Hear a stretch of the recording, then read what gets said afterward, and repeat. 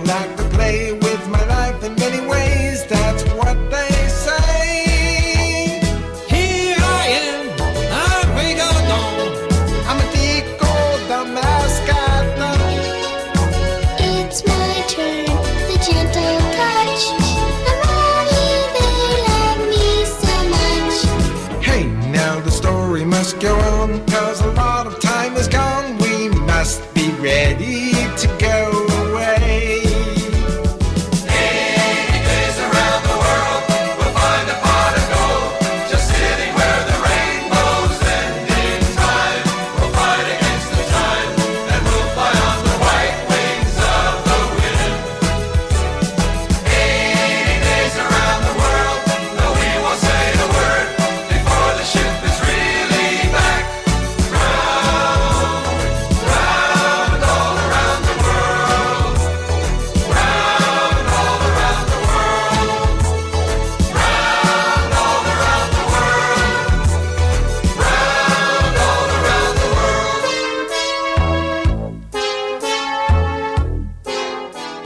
Episode 18, The Showdown. As Willy Fog attempts to travel around the world in 80 days, his progress is the current topic of discussion at London's Reform Club. I hope he's reached San Francisco on schedule. There are only 19 days left before time runs out. But are you sure the information is correct, Mr. Farrell? Absolutely, Mr. Weston. Mr. Fogg's ship caught fire on the high seas and was forced to dock at Mazatlan in Mexico. It sounds as though he might be delayed quite a long time.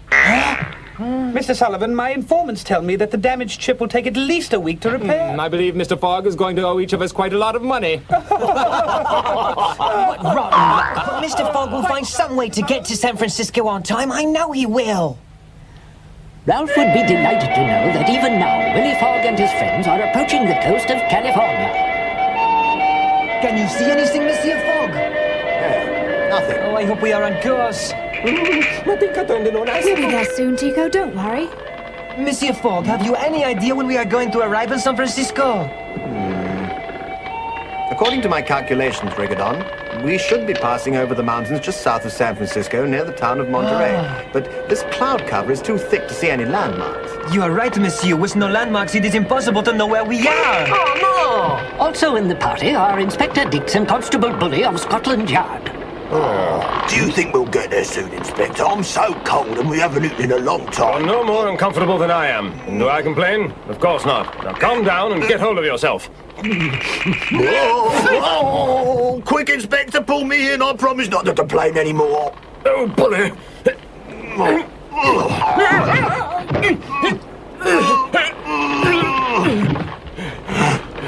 The presence of the two Scotland Yard detectives is due to their having been assigned to follow Mr. Fogg, who is suspected of having robbed the Bank of England the day before his departure from London. We seem to be losing altitude. I believe the time has come to use the last of the fuel, Rigodon. Oui, Monsieur. Oh, no. Oh, Monsieur Fogg, the tequila we are using as fuel is all gone, I'm afraid. My word. Oh, no. Without the fuel, how are we ever going to make it to San Francisco?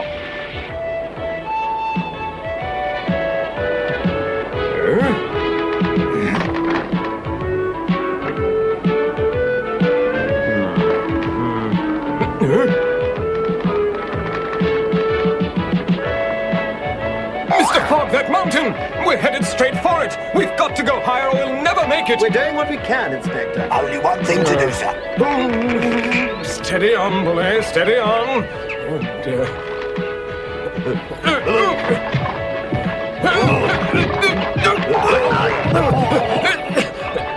Mr. Fogg, can we get up just a bit higher? It's getting a bit rough down here. I think we'd better throw everything we don't need overboard. Oui, Monsieur. Careful.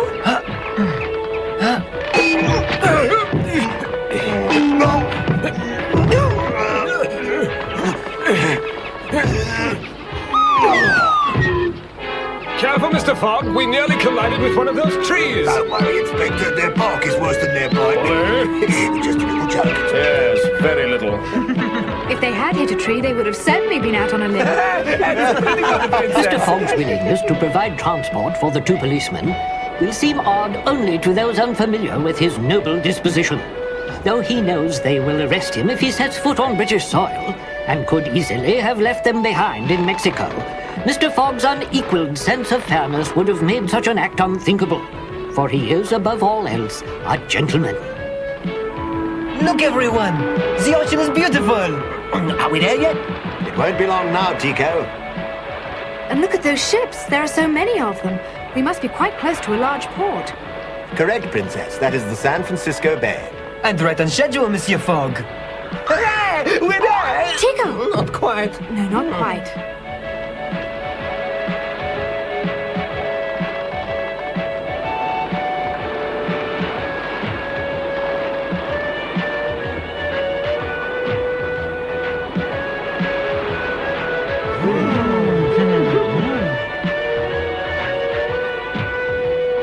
Drat. If we go any lower, we'll have to swim. Those two policemen should go on a diet, Monsieur Fogg. If they were not so happy, we would never have had this problem.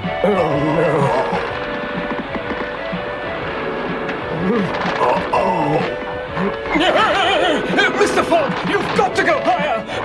Goodbye, my friend. But I'm not going anywhere, Inspector. I'm staying here with you.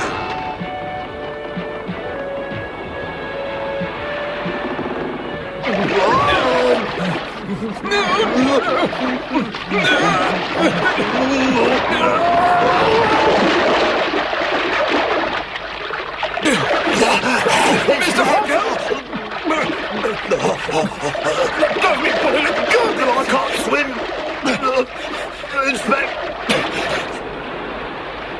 The weight of its burden being considerably diminished, the balloon sails onward without further incident. That is, until the local citizenry becomes aware of the strange object floating above them. Hey, well, I'll be switched. What in tarnation is that thing? It's a balloon, What? a hot air balloon.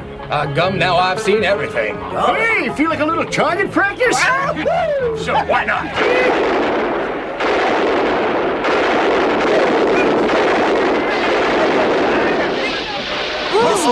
We're going down very quickly. I'll do what I can to make our landing a smooth one, but you'd better hold on to something. Don't worry, Princess. I'll protect you. Just hang on to me really tight and you're gonna be fine.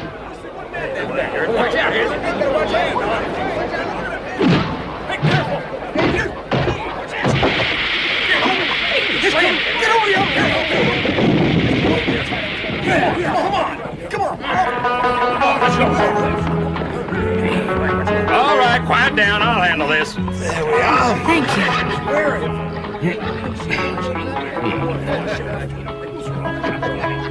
Morning, folks. My name's Johnson. I'm the sheriff around here. Mind telling me who you are and where you come from? Willy Fog is my name. I'm a British subject traveling around the world. You came all the way from England? Correct, Sheriff. My friends and I were aboard the Yokohama steamer, which was forced to stop for repairs. As I couldn't afford to be delayed, I found my own means of transport to San Francisco, and may I say what a pleasure it is to be here. Well, he's an Englishman, all right. They all use that highfalutin lingo, and even a Texan couldn't make up a story like that. Even if it does talk kind of funny, it takes plenty of guts to try to go around the world. Only thing left to say is welcome to San Francisco, Mr. Fogg. Another newcomer has arrived, the wicked and conniving transfer. I have my own sort of welcome prepared for Mr. Fogg. Yeah! Out of my way! Hey! Meanwhile, Inspector Dix and Constable Bully have also arrived, and are familiarizing themselves with the California coastline. Inspector, I'm done in. I feel like I could sleep for a week. On your feet, Constable. Sorry, sir, but my insides want to be outside, so to speak. Fogg could be making his getaway at this very moment, Bully. Now hurry up and get on your feet. Hurry! Oh, right, sir. Meanwhile, the gentleman in question has satisfactorily concluded his business at the British consulate. Now that our money has been changed into dollars and our passports have been stamped, I can finally believe that we have arrived in America. And even better, we got rid of those two guys from Scotland Yard. Right. Are all cities in America like this one, monsieur? It looks like a child built it. It doesn't begin to compare with the cities of Europe like London and Paris. Not yet, no. But it's less than 50 years old. London and Paris were even more primitive at that stage. I understand. Well, another new place to see.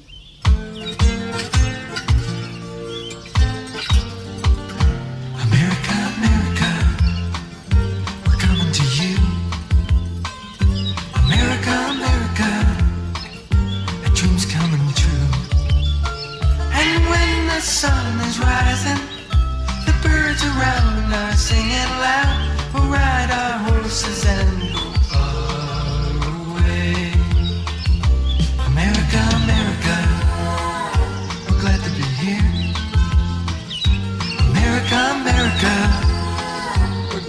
so near.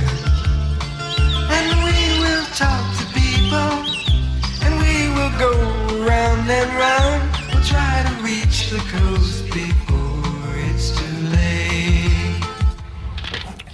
Hey, Rigadon! Yes, Tico, what do you want? Lunch? Aha, just as I'm thinking. 12 o'clock, it's lunchtime. Princess, I'm got a little favor to ask you. Yes? Tell those guys are you hungry. They couldn't possibly refuse a beautiful lady like you, Princess. That corn looks pretty good. Tico, stop it. Mind your manners. We could all use a bite to eat. Let's find a good hotel and have some lunch. Boy, our first good meal in 2 days. I'm feeling better already.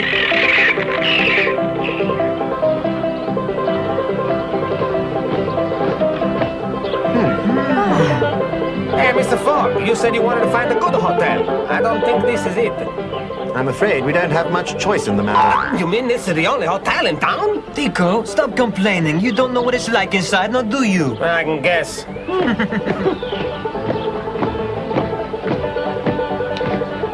Hey, this place is pretty nice.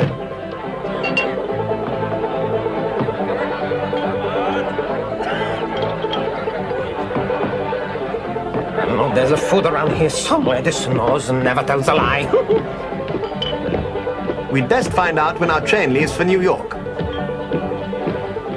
Good morning. Would you be kind enough to tell us the departure time of the next Central Pacific train bound for New York? Say, you must be the fellow that arrived on that balloon this morning.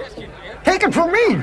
Folks around here think what you're doing is mighty fine. I can't tell you how pleased I am. Now, about the train to New York. Well, sir, you've got to take the ferry across the bay to Oakland. The train leaves there every evening at 6 o'clock. Perfect. My friends and I will take your finest room and rest for a while. That's right. The fanciest room in the hotel. Coming right up.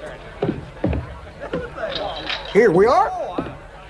Now, if you'd like to buy a gun or two, I've got a pretty good selection. A firearm? But whatever for, sir? What for?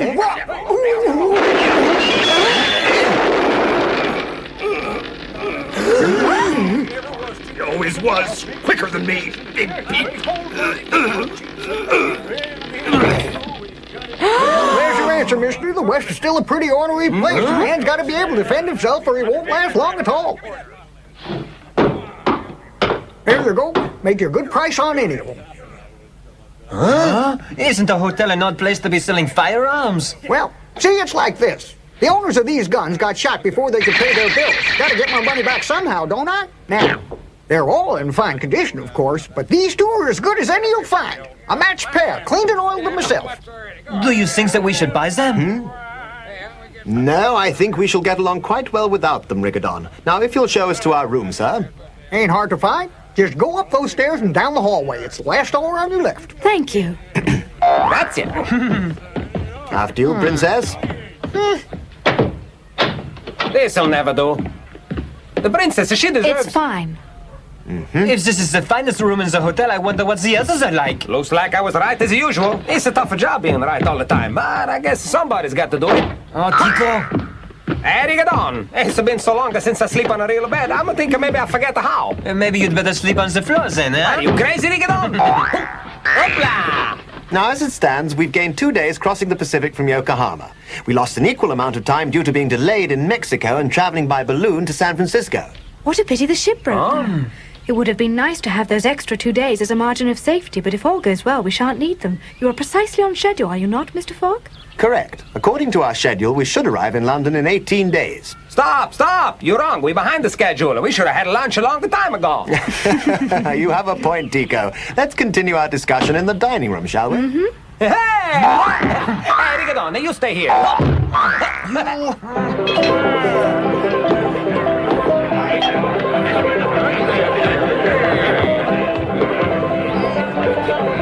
What's going on? I don't know.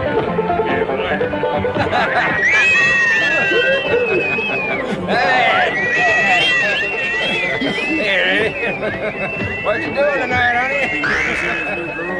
These Americans, they have no manners at all. You must remember, Rigadon, that in the West, men outnumber women by 20 to 1. It's their way of giving you a compliment, I suppose. Don't worry, Mr. Fogg. It doesn't bother me a bit. What can I get for you, folks? We're unfamiliar with your menu. What would you recommend? I'd say the buffalo steak. That's fine. All right. Be right back with your soup. I'll eat anything. Can I speak to you a moment, sir? Folks, got some real fine gold dust here. Gold dust? Yes, sir. Been prospecting for 20 years, 2 decades. Got plenty of gold, but I'm a little short of cash.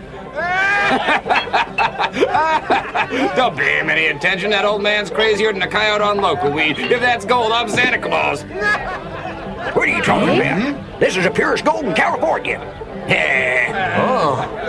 Just take a look, see for yourself, mister. See there? Didn't I tell you? It's obviously high-grade gold. Unfortunately, I'm about to embark on a long journey, and it would be unwise for me to take it. Thanks. I'm not in the habit of taking money from strangers, but I am a little short of cash. Thanks, mister. I'm beholden to you. A pleasure, I assure you. And the best of luck to you, sir. Thanks again, mister. Hey, you're prospecting yourself another couple of drinks, huh, old man? What a pity. That poor old man has been searching for gold for so many years now that he actually believes that the sand in that bag is gold.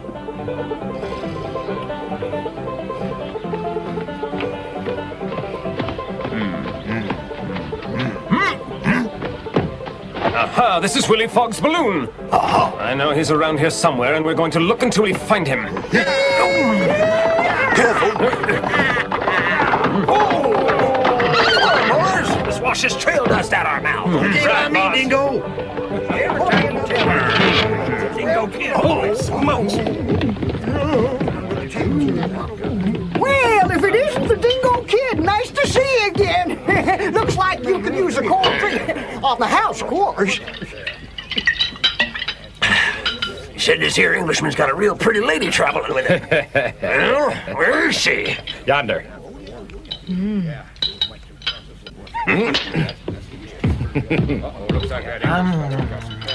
Well, now. Waco is right. You're the prettiest gal I've seen in a month of Sundays. How about little Nez? Come on, beautiful Nez. Release her at once. Hey, nobody gives me orders, Greenhorn. Watch this. They call me the Dingo Kid, the fastest in the West. Want to challenge me? You just say the word, Greenhorn. Young man, you're an animal.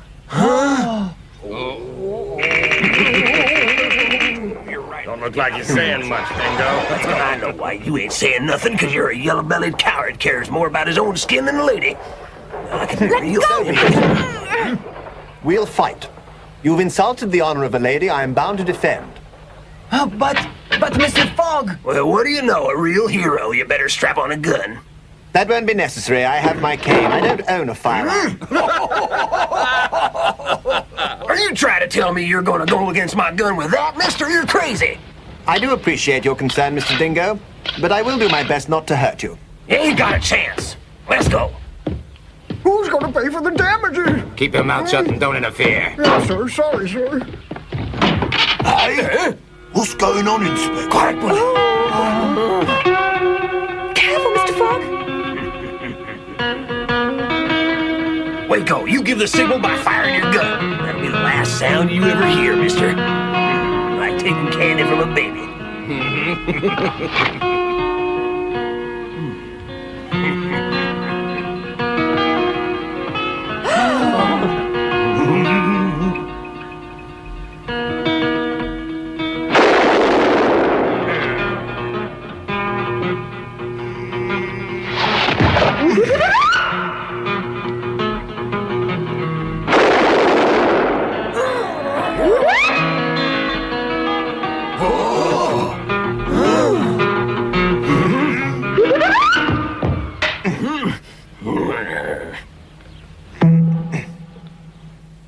Sir, you will leave at once. I ain't finished with you yet, not by a long shot. When I get through with you, you're Just gonna a be... moment, you are the rudest man I have ever met, and you have insulted my master, which means you have insulted me. Hey, Monsieur, defend yourself. You're gonna be sorry you was ever born. Sir, well, stand back, Rigdon. I'll handle this. Inspector Dix. Sir, you need to be taught a lesson. Teach me, huh? Oh, no. Oh, I think my hand's broken. Can't stay out of trouble, can you, Dingo? Oh, I told you never to come back here. Now you're gonna be here a little bit longer than you expected, cooling your heels in the city jail. Now get moving. I'm going. That bank job's off. Wonder how long I'll be in. Rest of you men, get out of town and stay out. Curses foiled again, but Fog won't be so fortunate next time. Yeah! That was a very brave thing to do, Inspector. Indeed. You are a gallant gentleman, sir. I can't help wondering why you did it, Inspector Dix. Would you tell me? Sir, if it weren't for you, Bully and I would still be stranded in Mexico, and stepping into the fray seemed the least I could do in repayment for your help. Thank you, Inspector. Looks like I'll beat you again. Hey, barkeep, give me another over here. How do you pay your tab, mister? You owe me for 3 already. Excuse me, monsieur. I would like to buy the guns you showed us before. What? You mean all of them? Yes. Rigadon mentioned that you two were on your way to London. So, with your permission, sir, Bully and I would like to join you. Good. A pleasure to have your company. Jolly good. Thank you, sir. 5 o'clock. We have a ferry to catch. Rigadon should have been back by now.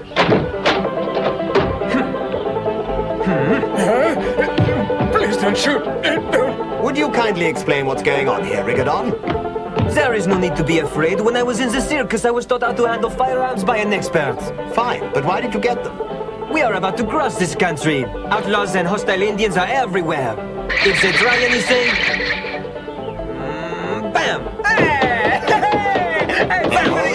You're sure that we ain't afraid of no bad guys, are we? No, signore.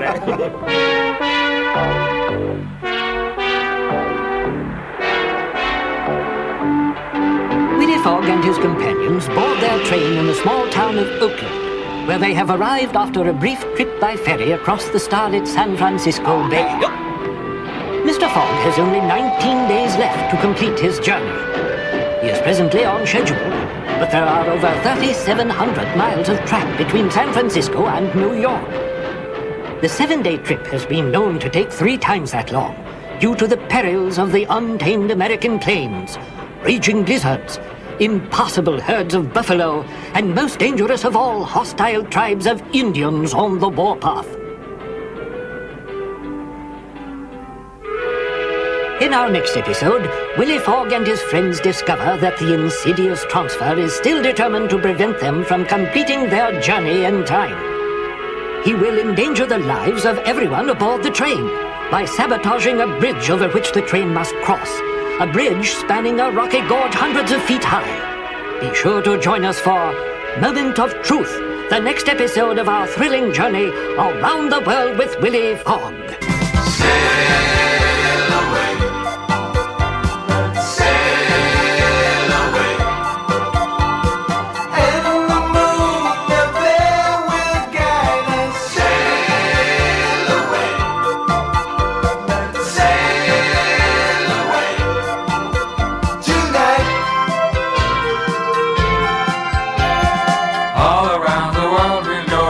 Day by day,